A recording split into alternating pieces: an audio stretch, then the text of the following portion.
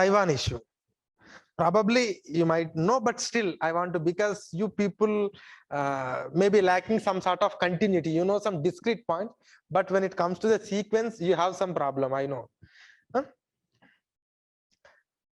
And do you know the map of Taiwan, or should I open it? Everyone have an idea, no? Where is Taiwan? Where Taiwan located? Is it part of, no? Is there any gap? Or should I open? I don't know how to open here. Huh?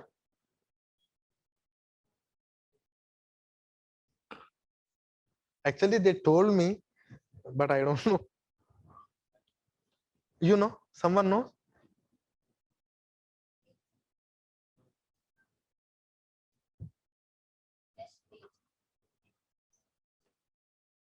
Acha, desktop.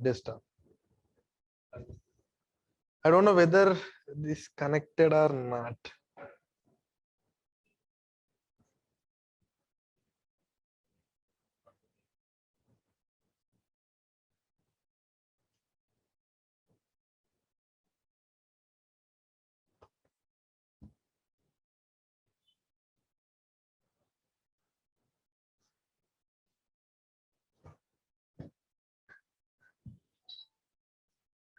Can you connect this to internet? It's not possible. Okay. So anyhow. Huh? Okay. Sir? Okay. So if you consider this as China, this is Taiwan, this is Hong Kong, this is Macau. Because I wanted you know the sequence. Taiwan, Hong Kong, Macau.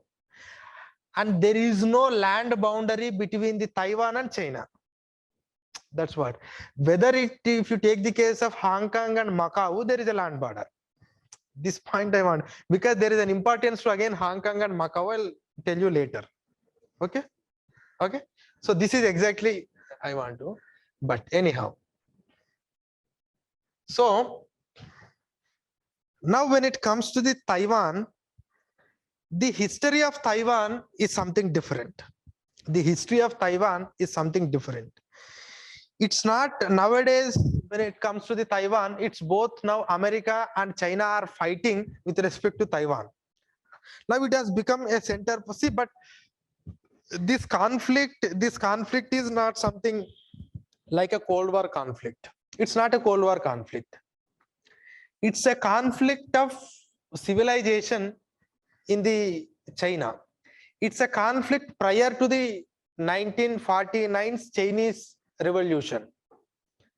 See, I'll tell you, China was historically ruled by Ming dynasty and Qing dynasty. Ming and Qing, M-I-N-G, later Qing. Actually, we will write it as a Qing, but it is a Qing. You have to pronounce it as a Qing. So this was historically ruled by this Ming and Qing. Meanwhile, Taiwan has ruled for some times by duchies. Who are the duchies? Which country they belongs to? Netherlands. So Netherlands, they are ruled by duchies, but later again it was taken over by the Qing dynasty. And when it has ruled by the Qing dynasty, there was a revolution happened in China. It's not a revolution, but it's something like a revolt happened in China around 1911 and 1912 under the chairmanship of Sun Yat-sen. I think, have you read world history? No, you have to read. Okay. Sun Yat-sen. Sun Yat-sen party is Kuomintang party. KMT. Kuomintang party, KMT party. So this Kuomintang party has revolted against the Qing dynasty because Qing dynasty people are feudals. So they wanted to remove the feudal system and they wanted to establish a different system. So under the leadership of Sun Yat-sen, this Kuomintang party has come and it has started ruling China. It has started ruling China. And at that point of time, there is not the difference between China and Taiwan. It's completely under China.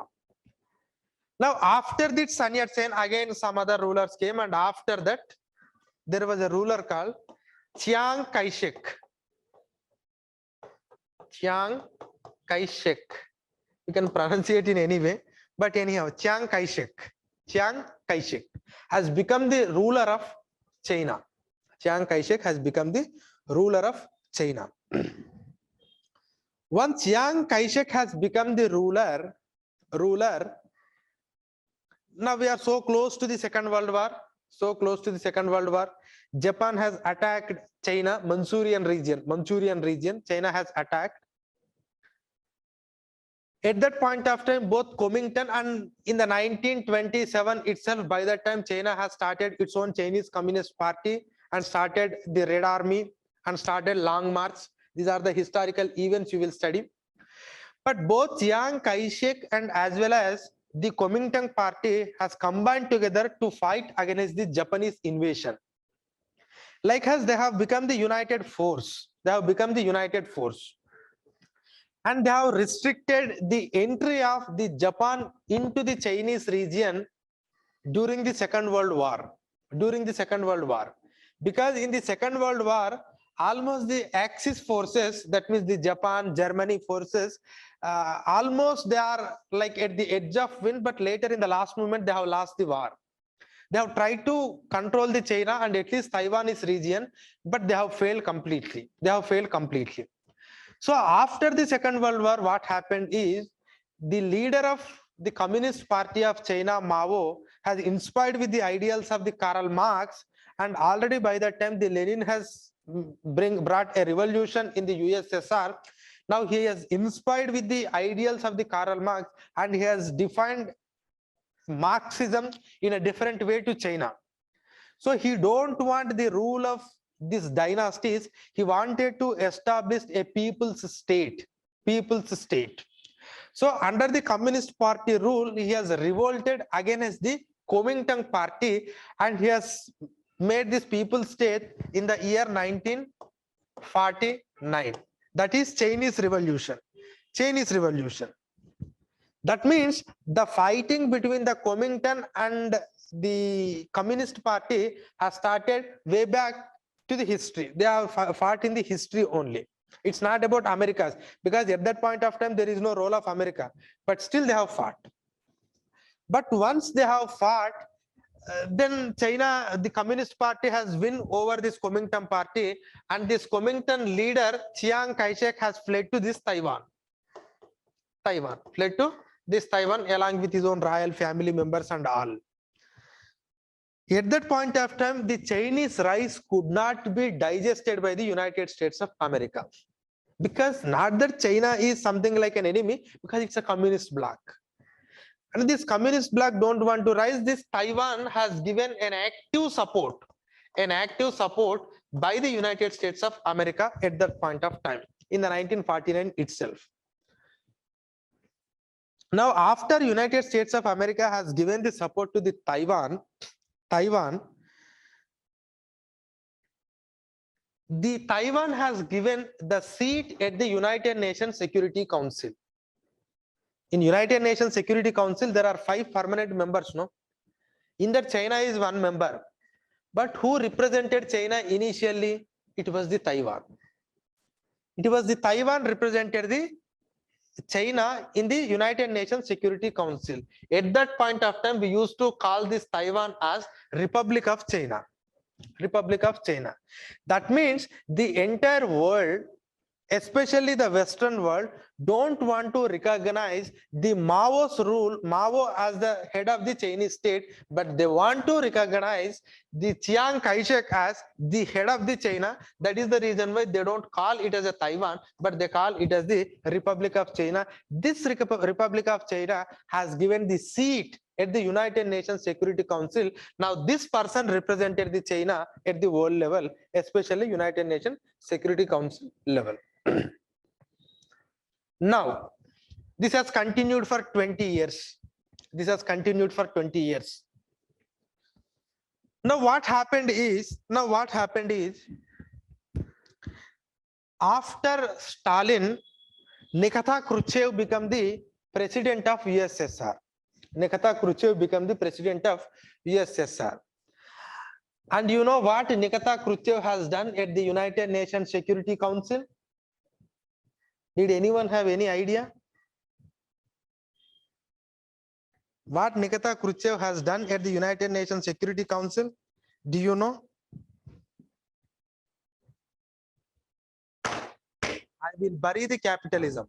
That is what he said at the United Nations meeting.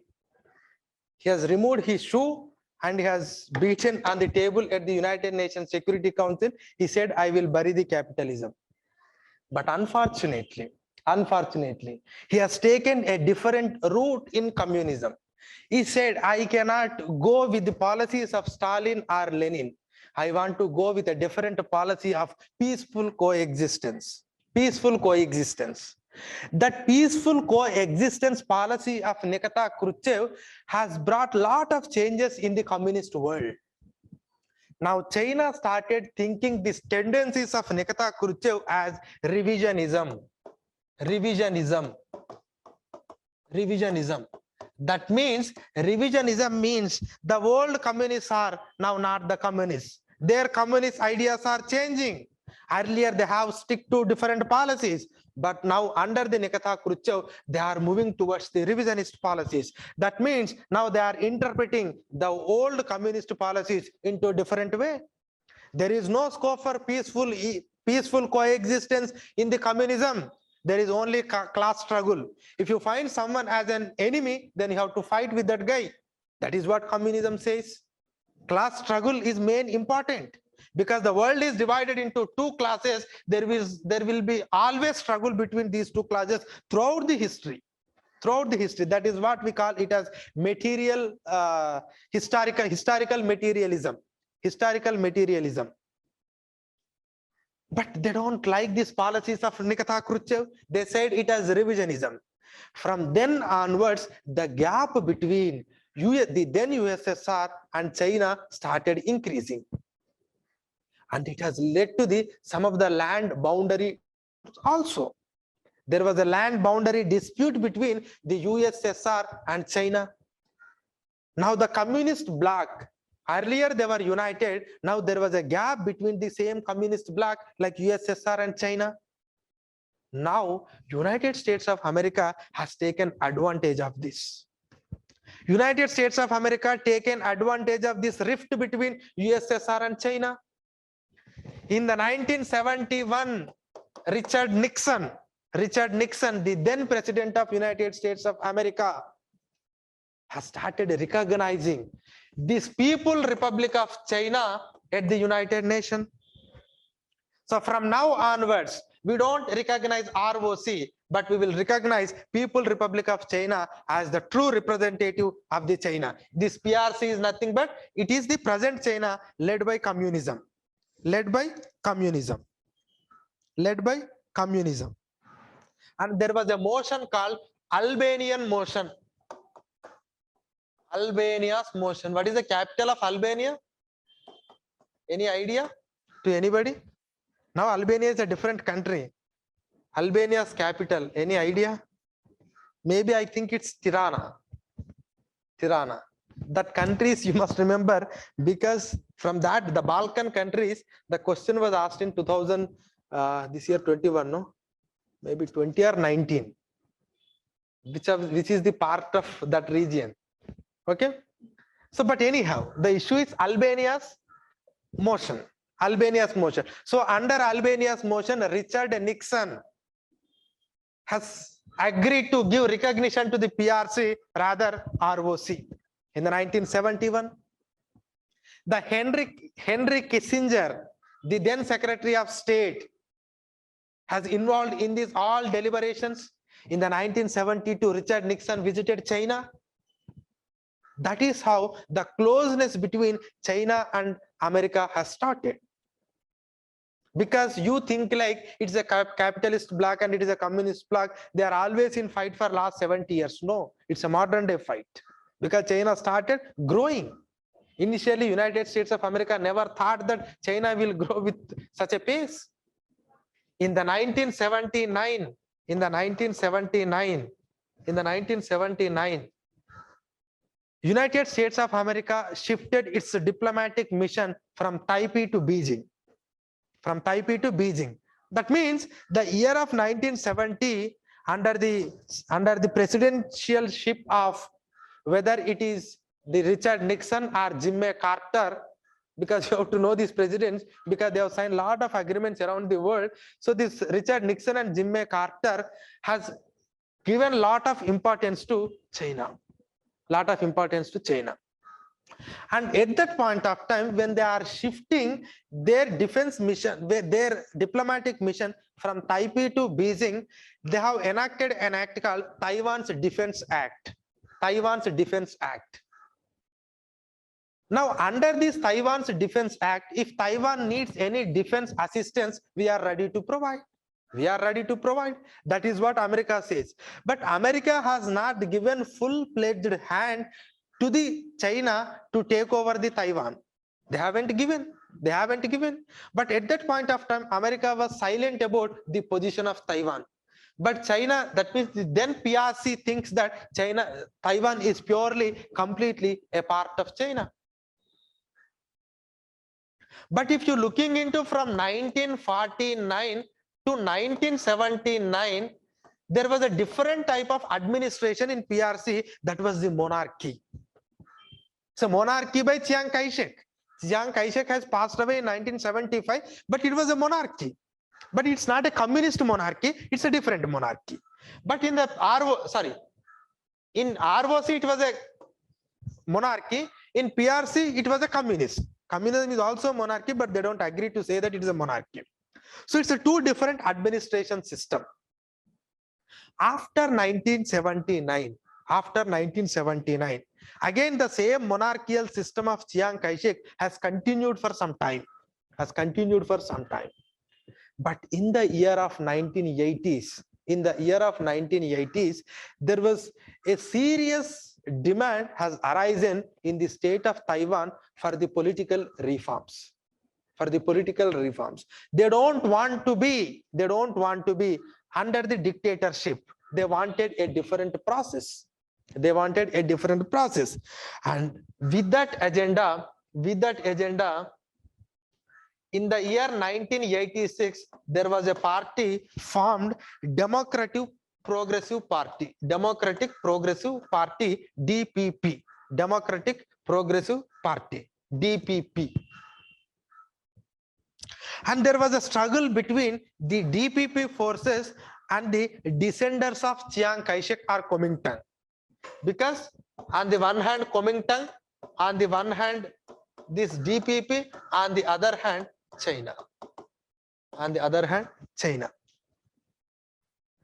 In that struggle of political reforms, finally the Taiwan has reformed itself into a democratic system, where you need to have a democratic system. And the first elections were conducted in Taiwan in the year 1996. There is a different story. DPP has lost the election. I'll tell you the importance of DPP. Elections were lost. Now the DPP people are wanted this Taiwan should be a separate entity from China. They must have their own administrative system. They must have their own political system. But one serious thing happened in the Taiwan, because the reason is the decade of 1970, where America has closed towards the China, because at that point of time, America sees China as a growing power. And by keeping that point in the mind, Taiwan decided why we should not develop like China. That is how from where 1970, Taiwan started developing on its own. And by the time of 1996 and 2000, Taiwan has become one of the major economic hub in semiconductors and other devices. That is how their economic process started. Their economic process started earlier, later political process started. But in the year 1996, when there was a democratic process and one party win in the election, and these people are aspiring for more separatism from the China, then China started attacking Taiwan with its own warplane in Taiwan Strait. Then again, America sees that these Chinese people are moving in a different way. Maybe they become threat to us. So why can't we now save the Taiwans? That is how again America has started changing its course and started supporting Taiwan, because we have already a Taiwan Defense Act. And if you forcefully take the Taiwan, we don't accept, and we don't accept the Chinese threatenings to the Taiwan. That is how this America again re-entered into this Taiwan issue. America is entering for its own sake, not that they wanted to save the Taiwan. Had they really so interested in Taiwan, why they have recognized the China in 1971? Why they have given the entire support in the decade of 1970s? So the American policy is involved in self-interest, but not in the interest of Taiwan. You have to understand. That is why I'm giving this history. But anyhow, after that, there were elections. There were elections happened. And in the year 2000, in the year 2000, in the year 2004, in the year 2016, and again in the year 2020, this DPP party, Democratic Progressive Party, has won the election. And this Democratic Progressive Party is one party which will always support the democratic process of Taiwan. But meanwhile, in the year 2000, in the year 2005, at that point of time, there are some consensus happened between China and Taiwan, and they have signed an economic integration act. Taiwan has signed an economic integration act with China. That means some of the rulers at that point of time, they have decided to go with the China. And against that agreement, there was a revolution started, or there was an agitation started. There was an agitation started, and that agitation, we call it as Sunflower Movement. Sunflower Movement. Sunflower Movement. Sunflower Movement is a movement taken up by the Taiwanese protesters against the then economic pact between China and Taiwan. China and Taiwan.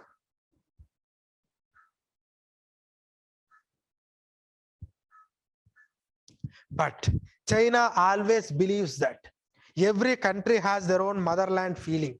Even today, India is having its own feeling, like Pakistan and Bangladesh should be merged with the India, because it is our own motherland. Our motherland territory cannot be acceptable at all. That is what the recent statement given by Mohan Bhagwat. And this pain can only be healed once you cancel that division. So everyone has that motherland feeling. Now China is changing. This Taiwan has become a contentious issue in the motherland unification. My motherland has to be unified because my motherland has become center for adversaries. If it is really having a land border, and if it is something like this, probably China could have taken long back, but it has become an island, and there is a gap between these two things, and some of the adversaries are using this to threaten the China, that China don't want. So China wanted to unify the motherland. That is what China's interest. But Taiwan is saying like, no, we are something different from you. We are always different. Because we were there under Chiang Kai-shek and you started the communism, and we don't want that. That is the reason why we left Taiwan, and we have been in a different rule in Taiwan. Later we have adopted a democratic process, but now we are saying that I will unify with you. What is the parity that you and me have? What are the similarities that you and me have? Your ideas are different, but our ideas are different. That is what exactly Taiwan is saying. But America is entering into this entire debate. The reason for the America's entry is purely opportunistic, but not to save somebody. So Taiwan is a different administrative zone, but most of the countries now not recognized Taiwan. Even India not recognized Taiwan. It is only recognizing the China. It is only recognizing China. So that is what you need to understand. But China wanted its completely unification, that reunification includes both Taiwan and Hong Kong and Macau. And what is this Hong Kong and Macau story? Tell me. I think, because I don't want to elaborate this much on this Hong Kong and Macau, but I'll give. So what is the so speciality about Hong Kong? Because there was a protest, umbrella protest, Hong Kong. Yeah. How it is different? And see, one more thing before I entering into Hong Kong, how it affects the India. See, it don't affects India directly, but the Chinese attitude is something different. We need to contain the Chinese attitude. Because if China annex the Taiwan, Hong Kong, and some other region, tomorrow it may annex some of the territory at the Himalayan, and thereafter it can annex some other. But we wanted to curtail the tendencies of China.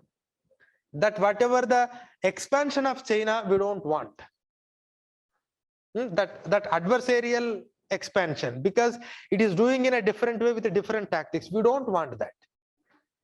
Even if India is saying like we are for the free movement of navigation, or we will respect the sovereignty of each and every country, and whatever the thing we say, the entire reason behind this China is we want to curtail this expansion of China.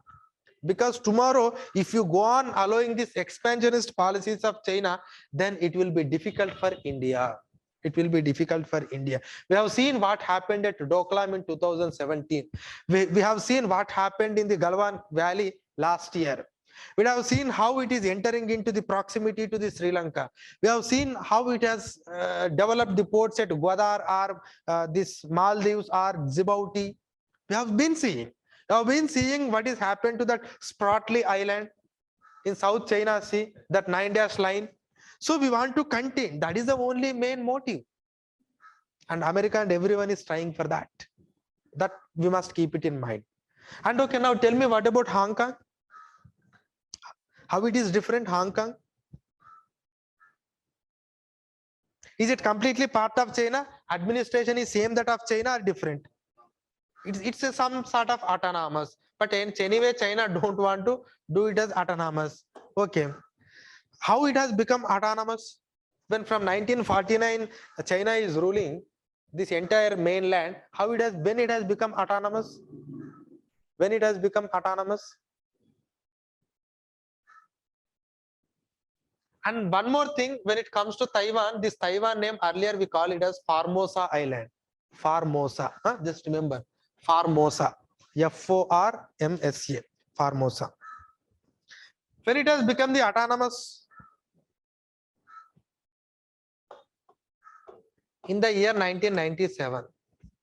Prior to that 1997, where was this Hong Kong? Hong Kong is an England territory in Chinese mainland.